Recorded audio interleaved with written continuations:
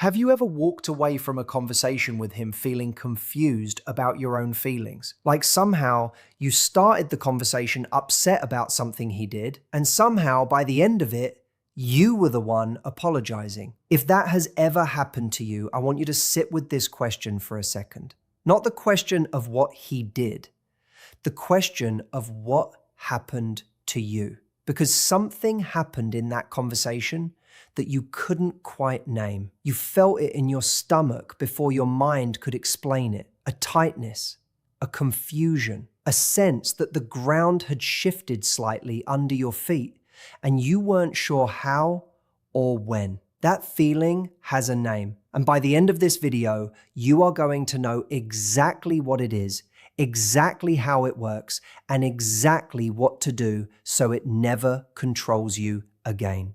Because here is the truth nobody tells you early enough in life. Manipulation doesn't look like manipulation while it's happening. It looks like love. It looks like concern. It looks like him just wanting what's best for you. And that is exactly why it works. Stay with me, because in the next few minutes, I'm going to show you the patterns that manipulative men use. Patterns so common that you have probably experienced at least 3 of them without ever putting a label on it. And once you see them, you will never be able to unsee them again. Let's start with the pain, because I think you already know it. You know that feeling of walking on eggshells, of rehearsing a sentence in your head 5 times before you say it out loud because you're trying to predict how he'll react. You know the exhaustion of constantly explaining yourself, defending yourself, justifying feelings that shouldn't need justification in the first place. You've felt what it's like to bring up something that genuinely hurt you, only to somehow end the conversation comforting him. Maybe you've asked yourself quietly, late at night, staring at the ceiling, am I too sensitive? Am I overreacting? Am I the problem here? That question, am I the problem, is one of the most common side effects of being manipulated. And it is also one of the cruelest, because it takes your own mind, your own intelligence, your own emotional instincts, and turns them into weapons against you. Think about a woman named Amara. Amara was sharp. She ran her own small business. She managed staff, made decisions, negotiated contracts. In every part of her life, she trusted her judgment completely, except in her relationship. In her relationship, she second-guessed everything. She would replay conversations with her partner for hours, trying to figure out what she had done wrong, when in reality, she hadn't done anything wrong at all. She had simply expressed a need, and somehow that need had been reframed as an attack. That is what manipulation does. It doesn't just affect one conversation. It slowly erodes your trust in your own perception of reality. And that erosion is quiet. It happens one small moment at a time, which is exactly why it's so hard to catch. Here's the big reframe I want you to hold on to for the rest of this video, because it changes everything. Manipulation is not about him being smarter than you. It's about him being more comfortable making you doubt yourself than you are comfortable trusting yourself. Read that again. It's not intelligence. It's not charm. It's confidence in a very specific, very unhealthy skill. The skill of shifting blame, rewriting reality, and making you feel responsible for his behavior. And once you understand that manipulation is a skill, not a superpower, something shifts inside you. Because skills can be recognized. Skills can be countered. Skills lose their power the moment you can see them clearly. So let's break down exactly what these skills look like one at a time so you can spot them the next time they show up in your life. The first pattern is something psychologists call gaslighting, but I want to give you a simpler way to picture it. Imagine you are standing in a room and you can clearly see a red chair in front of you. Someone you trust looks at that same chair and tells you, calmly, confidently, there is no chair here. You're imagining things. At first, you laugh it off. Obviously, there's a chair, but he says it again and again, each time with more certainty, more calm, more conviction. Eventually, you start to wonder if maybe, just maybe, your eyes are playing tricks on you. That's gaslighting. It's not about the chair. It's about training you to doubt your own perception until his version of reality becomes the only version you trust. In relationships, this looks like, I never said that. You're remembering it wrong. You're always so dramatic. That never happened. Said calmly enough, often enough, and it starts to work.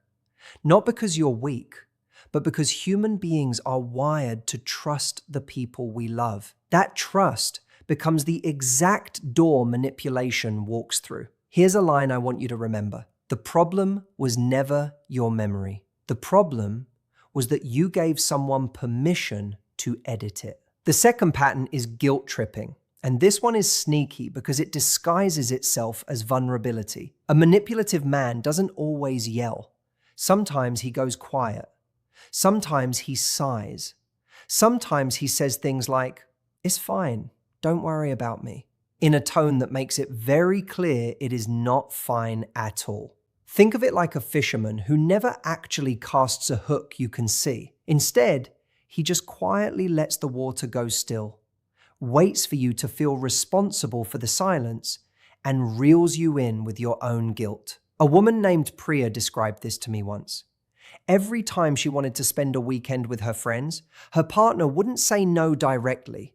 He would just get quiet, distant, slightly sad. And within an hour, she would find herself canceling her plans, apologizing for wanting time away, even though she had done absolutely nothing wrong. That's the trap of guilt tripping. It doesn't need to be loud to be effective. In fact, the quieter it is, the more powerful it becomes, because you can't argue with a sigh. You can't debate a mood. So instead, you just absorb the emotional weight and shrink yourself to make it disappear. Here's the truth. You are not responsible for managing someone else's emotions at the cost of your own needs. Real love doesn't punish you with silence for having a life outside of him. The third pattern is what I call the moving goalpost. This one is subtle, and it works like this. You meet a need, he seems happy. But a week later, a new expectation appears, slightly higher than before. You meet that one too.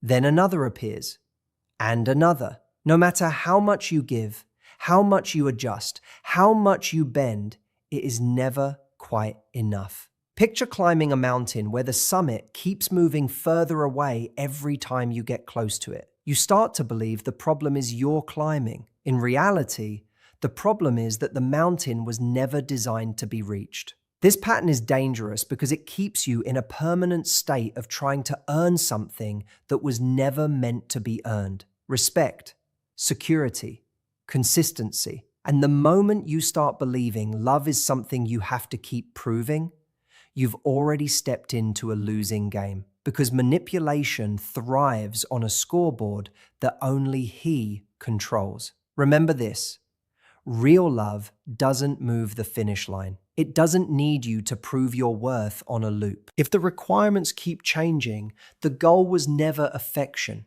it was control. The fourth pattern is something I call the hot and cold cycle. And this one is chemically powerful, not just emotionally powerful. One week, he is warm, attentive, affectionate, showering you with the kind of attention that makes you feel like you finally found what you were looking for. Then, without warning, he becomes distant, cold, dismissive. And just when you start to pull away, he pulls you back in with warmth again. This isn't random. Psychologically, this creates what's called intermittent reinforcement, the same mechanism that makes gambling addictive. Your brain doesn't crave consistency in this pattern. It craves the unpredictability. because the brief highs feel more intense against the backdrop of the lows. Think of it like a storm that keeps circling back instead of passing through. You keep waiting for the sky to fully clear, convinced that the sunny days mean the storm is over, when in reality, the storm was never designed to leave permanently. It was designed to keep you looking up at the sky, waiting. A woman named Leah told me she spent almost 2 years of her life waiting for the good version of her partner to stay permanently, not realizing that the good version was never a phase he was working toward. It was simply the bait that made the bad version tolerable. Here's the truth. If you feel like you're constantly earning back a version of him that keeps disappearing, that is not a relationship. That's a cycle. And cycles don't need your patience. They need your exit. The fifth pattern, and one of the most damaging, is isolation disguised as devotion. It rarely starts with "stop seeing your friends." It starts smaller. "I just want more time with you." Your friends don't really understand our relationship. Your family always takes their side. Slowly, gently, the people who once supported you begin to feel further away, while he becomes the only voice you regularly hear. Think of a garden. A healthy relationship is like a garden with sunlight coming from many directions. Friends, family, hobbies, your own sense of self. Isolation works like a wall, built slowly around that garden, blocking one source of light at a time, until the only light left is the one he controls. Once that isolation is complete, his version of reality doesn't compete with anyone else's. It becomes the only one you hear often enough to believe. If you've felt yourself becoming smaller, more isolated, more dependent on his approval to feel okay about your own life, that's not closeness, that's containment. Now that you can see these 5 patterns clearly, gaslighting, guilt tripping, the moving goalpost, the hot and cold cycle, and isolation disguised as devotion, I want to give you something even more valuable than recognition. I want to give you protection. Here is exactly what to do the next time you feel that familiar confusion creeping in. First, slow down before you respond. Manipulation depends on speed, on you reacting emotionally in the moment before your rational mind catches up. The next time a conversation starts to feel like it's spinning, give yourself permission to pause. Say, "I need a minute to think about this," and actually take that minute. Confusion cannot manipulate clarity, but it can absolutely manipulate panic. Second, write it down. This sounds simple, but it is one of the most powerful tools against gaslighting. If you suspect someone is rewriting the truth, keep a private record. A few lines in your notes app about what was actually said and how you actually felt. Not to prove him wrong in an argument, but to protect your own memory from being slowly edited. Third, separate his emotions from your responsibility. The next time guilt starts creeping in over something that isn't your fault, ask yourself one simple question. Did I actually do something wrong? Or am I simply being made to feel like I did? Those are 2 very different things, and learning to tell them apart is one of the most freeing skills you will ever build. Fourth, watch patterns, not apologies. Manipulative men are often excellent at apologizing. What they're not good at is changing. So instead of asking, "Did he say sorry?" start asking, "Did the behavior actually stop?" Words are cheap in this dynamic. Patterns are the only currency that matters. Fifth, rebuild your outside world deliberately. If you've noticed your circle shrinking, this is your sign to expand it again, even in small ways. Call the friend you've been distant from. Say yes to plans you would normally cancel. Every relationship you nurture outside of him is a light source that makes it much harder for isolation to work. And sixth, this is the one I want you to remember the longest. Trust the feeling in your stomach before the explanation in your head. Your body often knows something is wrong long before your mind can articulate why. That tight, uneasy feeling you get during certain conversations isn't weakness, it's data. Learn to listen to it instead of arguing it away. I want you to understand something important before we close. None of this means every disagreement is manipulation. Healthy relationships have conflict, mistakes, misunderstandings, and moments of miscommunication. That's normal. That's human. The difference is this. In a healthy relationship, when you express a hurt feeling, you are met with understanding, even if imperfectly. In a manipulative dynamic, when you express a hurt feeling, you are met with a rewrite of reality designed to make that feeling your fault. Confidence isn't built when someone else finally treats you the way you deserve. Confidence is built the moment you stop waiting for that to happen and start trusting your own perception again. You are not too sensitive. You are not imagining things.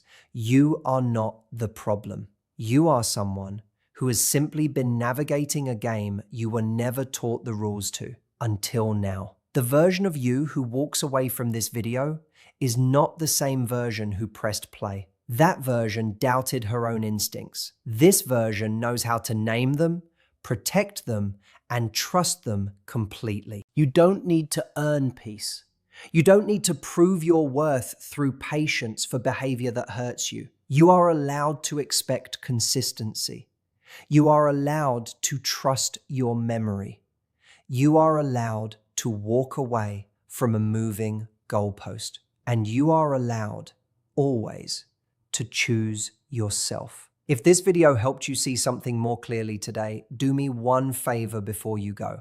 Hit subscribe, because we talk about relationships, psychology, and real emotional growth here every single week. And I don't want you to miss the next one. If this resonated with you, tap that like button. It genuinely helps this reach more people who need to hear it today. And before you leave, I want to hear from you. In the comments, tell me this. Which one of these 5 patterns did you recognize the most in your own life? Sometimes just typing it out, seeing it in your own words, is the first step toward taking your power back. I'll see you in the next one.